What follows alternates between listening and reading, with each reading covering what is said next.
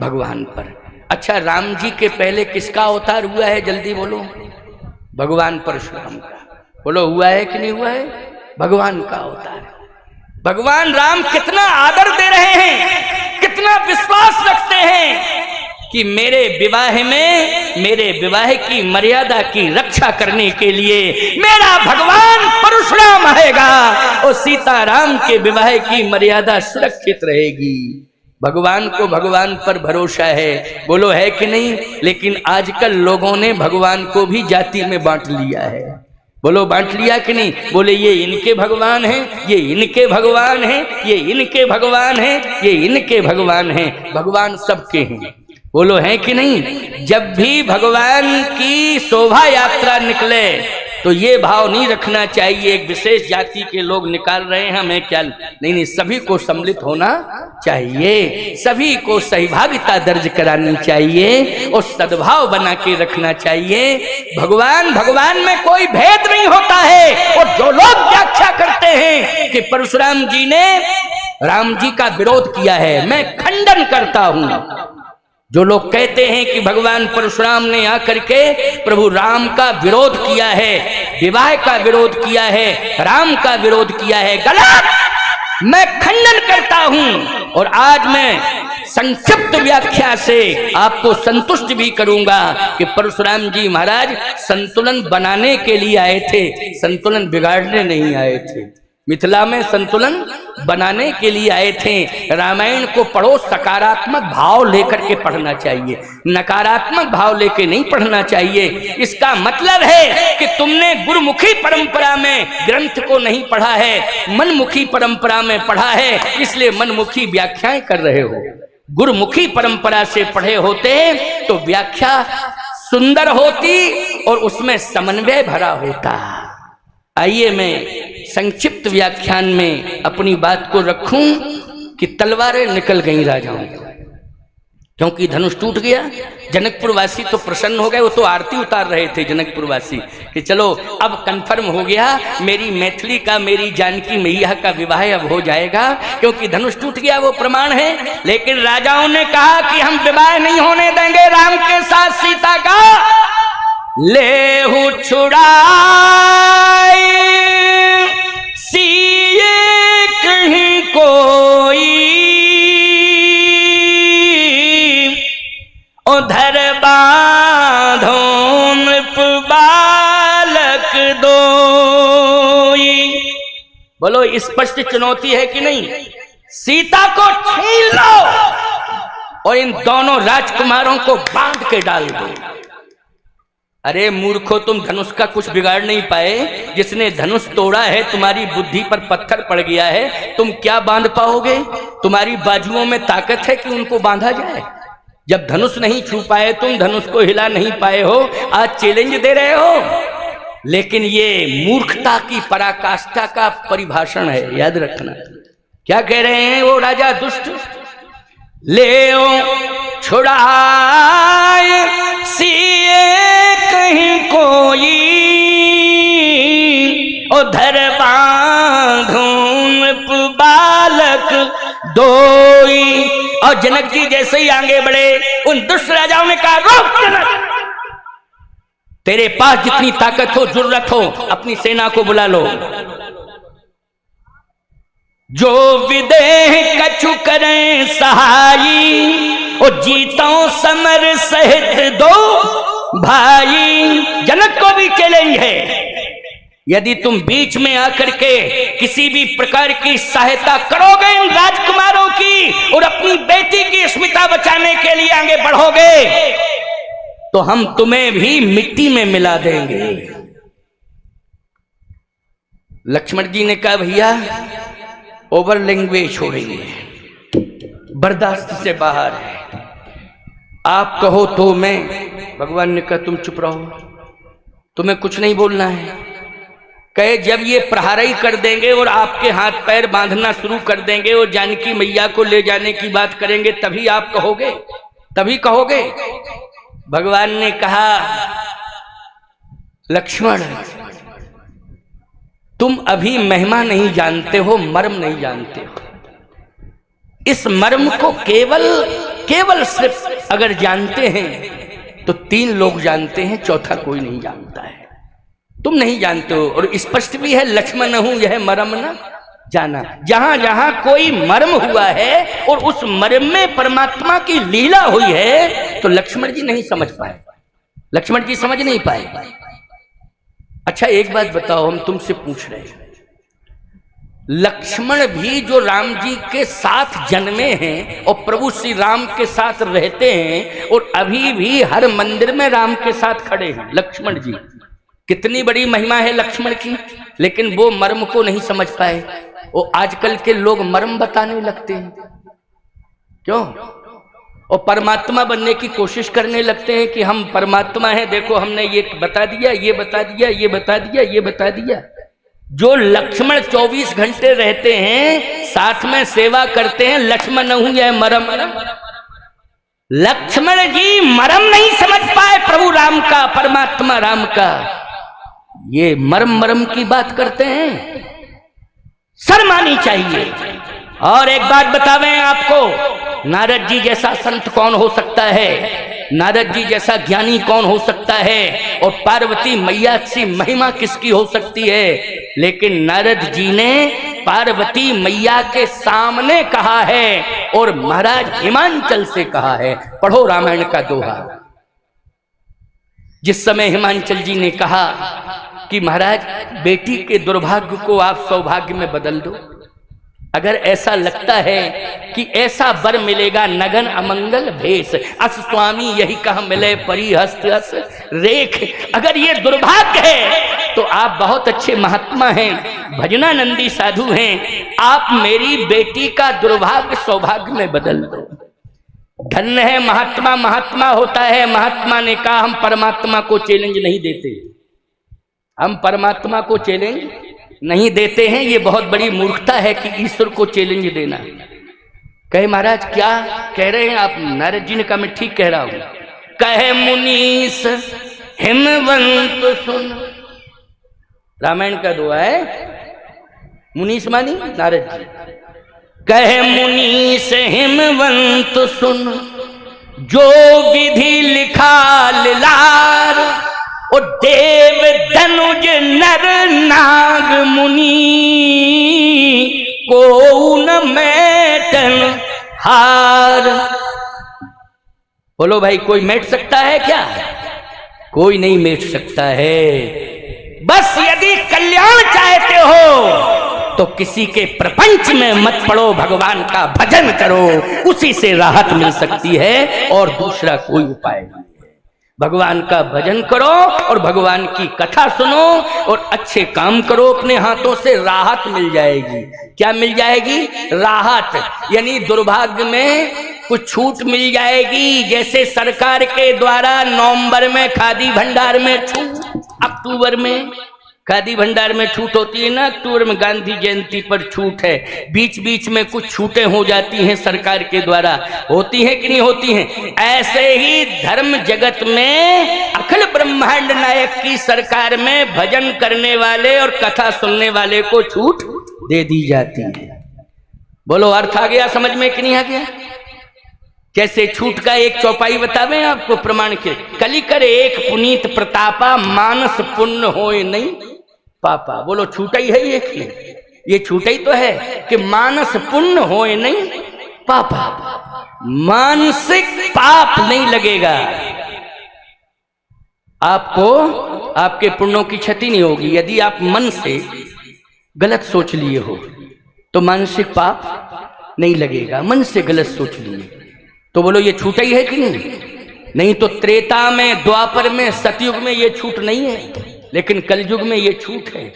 इसलिए मन तो चंचल है, कहीं भी चला जाएगा, मन गलत जगह भी चला जाएगा, लेकिन याद रखना फिर मन को लौटा लो, क्योंकि पहुंच गया है ना तो लौटा लो वापस। लेकिन शरीर को वहां मत ले जाओ। जहां गलत जगह पर मन पहुंच गया है वहां भगवान कहते हैं चिंता मत करो, वापस करो इसको, शरीर को मत ले जाओ मन के साथ, नहीं तो गलत हो जाएगा। बोलो मन जहां गलत जगह पर पहुंचा, यदि शरीर पहुंच जाएगा वहां तो अपराध बन जाएगा कि नहीं बन जाएगा।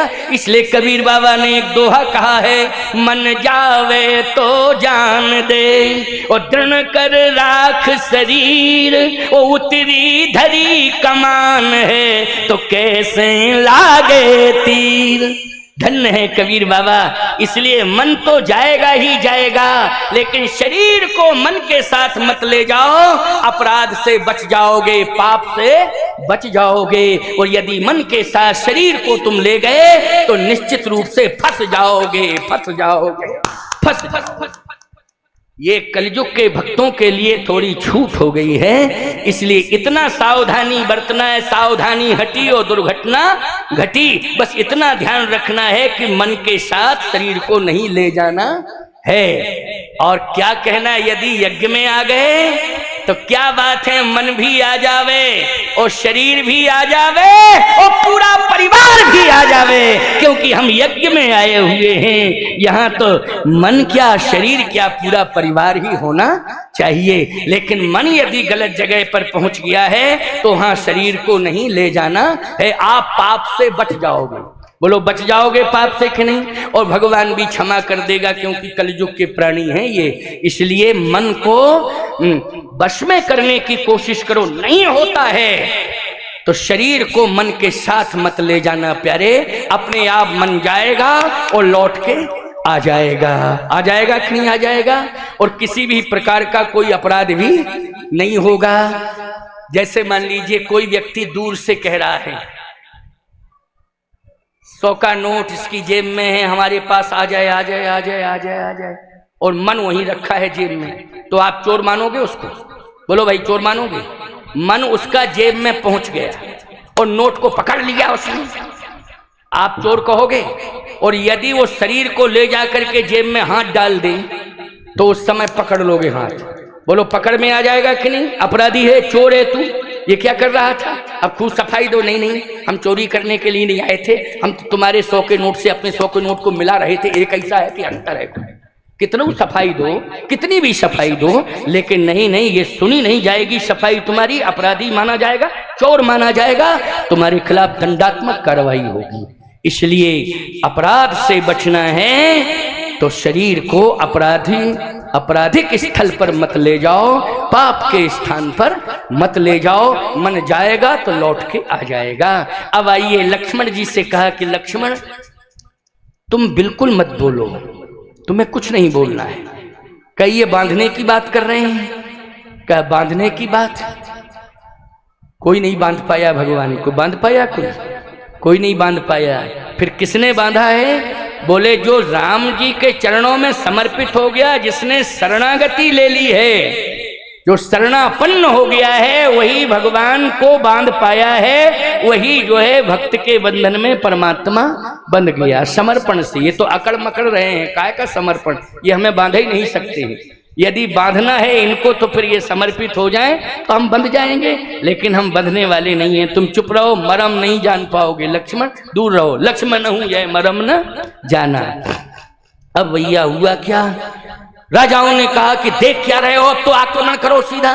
और जैसे ही आक्रमण शब्द निकला, उसी समय तहीं अवसर सुन। व्याख्या तो ये होती है कि धनुष की आवाज सुनी, लेकिन मैं तो कहता हूं धनुष की भी आवाज सुनी। धनुष की आवाज सुन करके विचार किया है कि ये आवाज कहां से आई है, लेकिन दुष्ट राजाओं ने जब कहा आक्रमण, तो परशुराम जी ने कहा अब गड़बड़ हो जाएगा, विचार करने की जरूरत नहीं, अब तो मुझे पहुंचना ही पड़ेगा। तो तहीं अवसर सुन शिव धनु भंगा, ओ आये भृग कुल कमल पतंगा। उसी समय परशुराम जी परशु लेके, फरसा लेके प्रकट हो गए। अब क्या बतावें आपको, रास्ता निकास का और प्रवेश का एक ही था। साइड में रास्ता होता तो भाग भी जाते ये राजा, लेकिन अब भाग नहीं पा रहे हैं। तो जो तलवारें ऊपर उठी थीं, वो सब तलवारें नीचे आ गईं और संपूर्ण तलवारें नीचे धरती पर गिर गईं और सभी राजाओं के सिर झुक गए। भगवान राम ने कहा क्यों लक्ष्मण देख रहे हो कमाल? बोले कमाल कमाल कमाल। पहली बार देखा कि केवल देखा ही भर लिया और समर्पण हो गया और सरेंडर हो गया। ये जितने राजा थे सब सरेंडर कर चुके हैं। भगवान राम ने कहा ये मेरे भगवान का कमाल है, देखो ये मेरे भगवान का कमाल है। बोलो है कमाल के नहीं? कि देखो देखते ही सरेंडर सब, कुछ कहना पड़ा, बोलो मेरे भगवान ने कुछ कहा। अभी तुम आधा घंटा से कह रहे ऐसा करो भैया, आज्ञा दो, ये करो वो करो, बड़ी छटपटाहट। हम कह रहे थे नहीं कि कुछ नहीं करना पड़ेगा, तुम तो शांत रहो। और देखो अभी मेरा भगवान बोला नहीं है और तुरंत हथियार गिर गए। भ्रकुटी विलास सृष्टि लय होई, भ्रकुटी विलास सृष्टि लय होई। इसलिए ध्यान से सुनना, बड़ी अद्भुत बात है, एक 10 मिनट की बात है, क्योंकि बहुत विस्तार नहीं दूंगा। लक्ष्मण जी ने कहा चमत्कार है। परशुराम जी ने कहा सावधान। अब राजा सिर झुकाए थे तो राजाओं ने सिर ऊपर थोड़ा कर लिया और आंसू गिर रहे हैं। जैसे आंसू गिरे और थोड़ा परशुराम जी के सामने आने की कोशिश की तो परशुराम जी की आंख लाल हो गई, क्योंकि अपराधी अपराध करता है तो परमात्मा आक्रोशित हो जाता है। बस इसका अर्थ ये है, इसकी लंबी व्याख्या नहीं है कुछ, बस थोड़ा ही में समझ लो।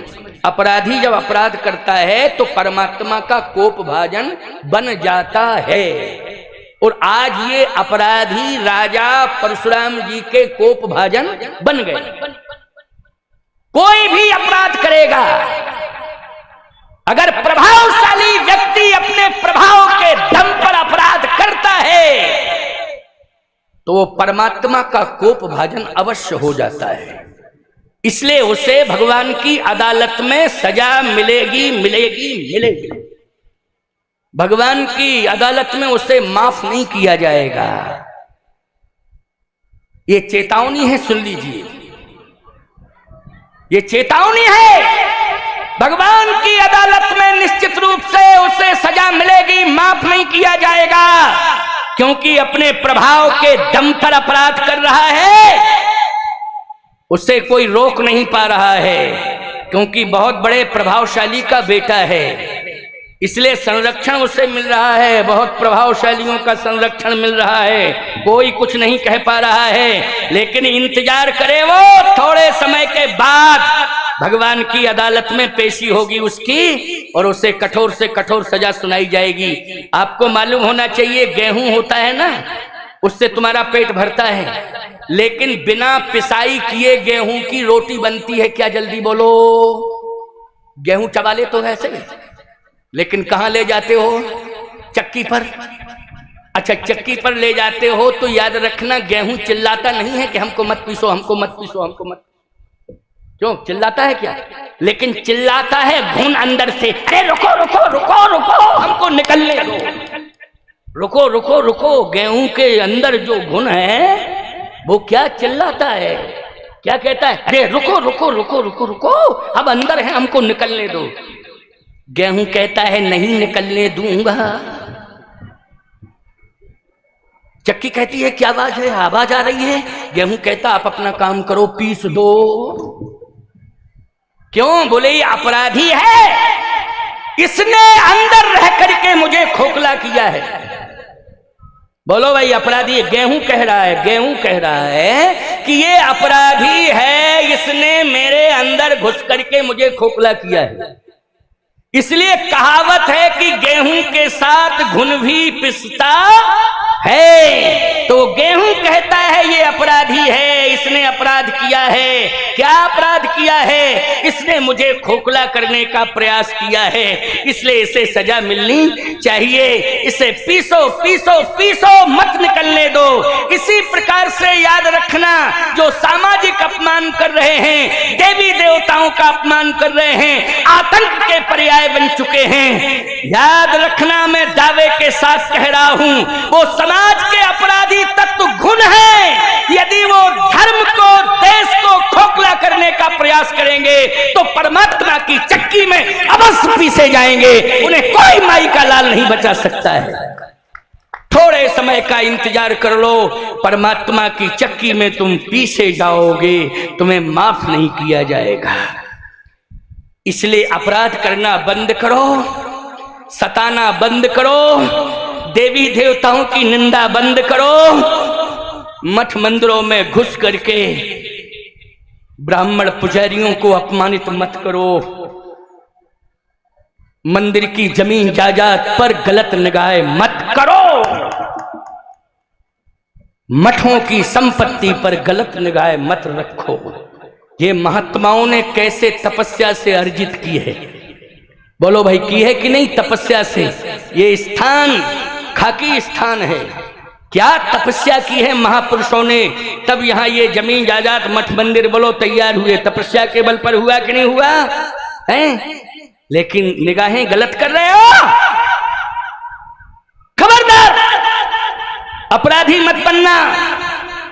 इसलिए मूर्तियों का सम्मान करो, पुजारियों का सम्मान करो, महापुरुषों का सम्मान करो, अपने माता पिता का सम्मान करो, जो समाज में बुजुर्ग बूढ़े हैं उनका सम्मान करो, और धरती माता को नमन करो, और वंदे मातरम कहो। वंदे मातरम, वंदे मातरम, वंदे मातरम। कहने में संकोच नहीं करना चाहिए, मुक्त कंठ से कहो हम भारतवासी हैं, गर्व से कहना चाहिए कि हम भारतवासी हैं, हम भारतवासी हैं, और गर्व से कहो हम भारतवासी हैं, गर्व से कहो वंदे मातरम, और गर्व से कहो तमन्ना बस यही दिल में साधना शेष रहना चाहिए, हम रहें या न रहें मेरा देश रहना चाहिए। ये उत्साह होना चाहिए तुम्हारे मन में, ये उत्साह होना चाहिए तुम्हारे मन में। इसलिए डरने की आवश्यकता नहीं है, डरना नहीं है। आइए 2 मिनट की बात। परशुराम जी महाराज खड़े हैं, बोल कुछ नहीं रहे, लेकिन राजा लोग रो रहे हैं। तलवारें फेंक दी, सबने फेंक दी। पीछे वाला कह रहा है भैया पत्नी रोक रही थी मत जाओ, क्योंकि सेकंड मैरिज अच्छी नहीं होती है, उसमें समस्याएं रहती हैं। लेकिन नहीं माने, हम अभिमानी अकड़े मकड़े थे सो चले आए, लेकिन आज कंफर्म हो गया कि मौत ही आ रही थी हमारी, और मौत ने बुलाया है। आज पक्की बात है, ये बाबा आ गया है, निश्चित रूप से आज मरना है। और पहले जनक ने कहा था जल्दी जाओ जल्दी जाओ जल्दी जाओ, भागो तजो आस निज निज ग्रह जाऊं, लेकिन मौत आ गई थी तो क्या करते, मरना यही लिखा, इसलिए अब तो मरना ही है। पितु समेत कही कही निज नाम,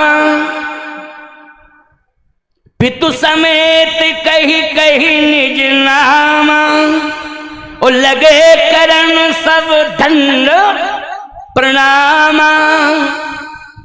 दंड प्रणाम, साष्टांग दंडवत, लकड़ी की तरह पड़े हैं। बोलो ये समर्पण है कि नहीं? आत्मसमर्पण, यानी तलवारें एक तरफ पड़ी हैं और लकड़ी की तरह राजा पड़े हैं। परशुराम जी ने कहा पितु समेत फलाने का बेटा है तू, तेरा बाप तो बहुत बड़ा अपराधी है। और कहाँ है बाप? उनको तो फालिश मार गई है, पैरालिसिस के शिकार हो गए। अच्छा, हाँ भाई, पैरालिसिस के शिकार हो गए, बहुत ज्यादा दुरुपयोग किया ना हाथ पैरों का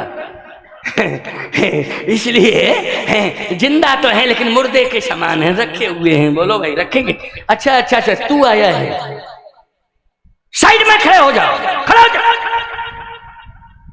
अब समझ गया कि मौत हमारी आ गई है, बाबा ने कह दिया साइड में खड़े हो। अब कहां पे? दूसरा राजा आया, प्रणाम, परशुराम जी का साइड में खड़े हो, साइड में खड़े हो। समझ गया कि मौत आ गई। अच्छा, और 10,000 ने प्रणाम किया जो धनुष में लगे थे, 10,000 वही अपराधी थे 10,000। लेकिन बाकी राजा तो जिनके कछु विचार मन माही, चाप समीप महीप ना जाही है, जगत पिता रघुपति बिचारी, भरी लोचन छवि ले निहारी, वो तो परमात्मा समझ करके प्रणाम कर रहे थे, और जानकी माता को प्रणाम कर रहे थे, प्रभु राम को प्रणाम कर रहे थे। हमारा जीवन धन्य धन्य हो गया दर्शन करके। लेकिन अपराधियों की छटनी हुई, निकले 10,000। कितने निकले? 10,000 निकले हैं। यही। अच्छा एक बात आपको बताइए, 10,000 ने ऐसा महागठबंधन तैयार किया कि चलो इकट्ठे चलेंगे, लेकिन ऐसे ऐसे विफल हुए कि किसी काम के नहीं रहे। परशुराम जी के आने पर सारे लोगों को ये महसूस हो गया 10,000 को कि मौत आ गई है हमारी, अब हम मरने वाले हैं, बस मरने वाले हैं, बचेंगे नहीं। परशुराम जी ने कहा साइड में खड़ा हो और जाना नहीं, अगर कोई गया तो मुझे तुम्हारे घर का पता मालूम है, क्योंकि तुमने बता दिया हमारे पिताजी का ये नाम है, हम समझ गए कि तुम्हारा गांव कौन सा है, हम छोड़ेंगे नहीं तुम्हें। खड़े रहो। सब खड़े हैं, कांप रहे हैं। क्यों आए थे तुम लोग यहां? हमें पता चला था कि आप आ रहे हैं तो दर्शन करने आए थे। अच्छा, मेरा दर्शन करने आए थे हैं? दर्शन करने आए थे। जनक जी आप बताएं कि ये सब क्यों आए? क्योंकि एक भी संस्कारी नहीं है, महानालायक है ये। तुमने इनको बुलाया है? जनक जी बोले बुलाया नहीं था, सुन के चले आए। क्या क्या सुन के चले आए? बोले मैंने अपनी बेटी के विवाह की घोषणा की और ये सुन के आ गए।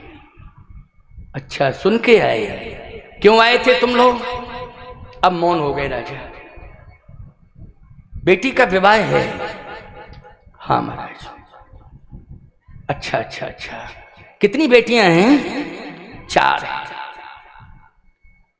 विवाह का अभी एक का कंफर्म है, एक का कंफर्म है।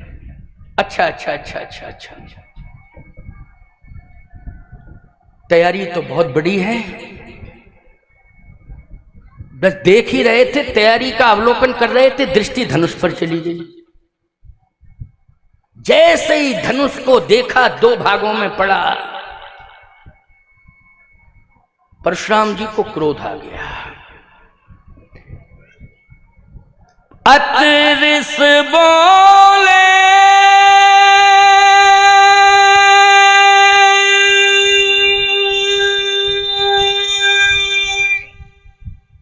बचन कठोरा, कहो जड़ जनक धनुष के तोरा। अतिरिस का मतलब है अत्यधिक क्रोध में। धनुष किसने तोड़ा? तुम्हारे सामने अगर टूटा है तो तुम्हारी जड़ बुद्धि हो गई, या तुम्हारी अनुपस्थिति में टूटा है तो किसने तोड़ा है उसका नाम बताओ। बेग दिखाए मूढ़नत आजू, बेग मानी जल्दी, जल्दी उसको सामने खड़ा करो।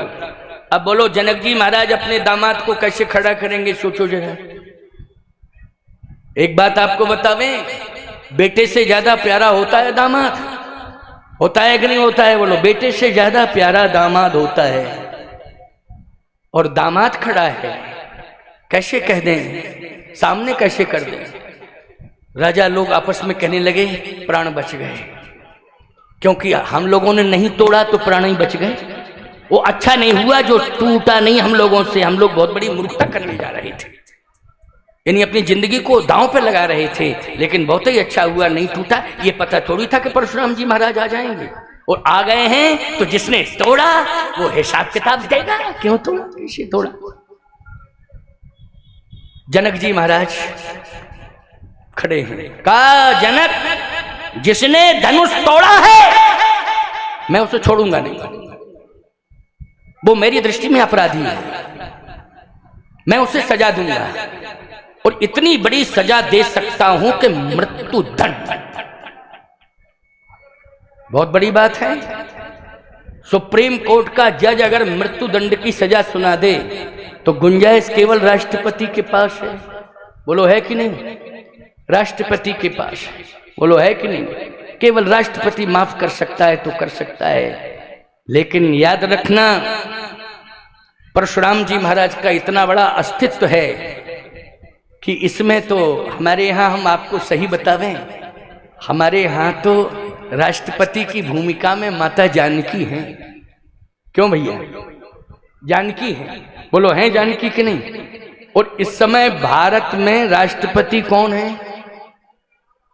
बोलो भाई। महामहिम मुर्मू द्रौपदी जी। क्यों भाई, यही है ना महामहिम। सम्मान नारियों को मिल रहा है कि नहीं मिल रहा है? बोलो, भारत में सम्मान मिल रहा है। राष्ट्रपति सर्वोच्च पद पर बिठा दिया, सर्वोच्च पद पर। हमारे यहाँ पुरानी परंपरा है, शास्त्रों की परंपरा है, राष्ट्रपति की भूमिका में जानकी माता है। बोलो, है कि नहीं? राम जी से ज्यादा बड़ी महिमा है उनकी। राम जी तो एक बार ये कह देंगे कि हम क्षमा नहीं करेंगे, लेकिन जानकी मैया की इतनी बड़ी महिमा है कि वो क्षमा करवा देती है। और तो राम जी को क्षमा करना ही पड़ता है। यहां परशुराम जी ने कह दिया मृत्यु दंड, छोड़ूंगा नहीं। राजाओं ने लंबी सांस ली, अब कंफर्म हो गया हम लोग नहीं मरेंगे, क्योंकि जिसने धनुष तोड़ा घोषणा कर दी परशुराम जी ने, उसको मैं मृत्यु दंड की सजा दूंगा। जनक जी सोच रहे हैं क्या करूं, धर्म संकट। धन्य है जनक, इसलिए कहता हूं जनक एक पद है। तुम सब जनक हो, नाम कुछ भी तुम्हारा हो, लेकिन परिवार के क्या हो? तुम जनक हो। और जनक मानी याद रखना, जनक जी की तरह तुम्हारे जीवन में समझ होनी चाहिए कि बड़ी से बड़ी चुनौती आ जाए, जिंदगी और मौत की लड़ाई अगर तुम्हारे परिवार में हो रही हो, तो उस समय घर के जनक को, मुखिया को साहस रखना चाहिए और धीरज होना चाहिए। और उस धीरज में आप सबको निश्चित रूप से जनक की भूमिका का निर्वाह करना चाहिए। किसकी भूमिका का निर्वाह करना चाहिए? महाराज श्री जनक की भूमिका का निर्वाह करना चाहिए।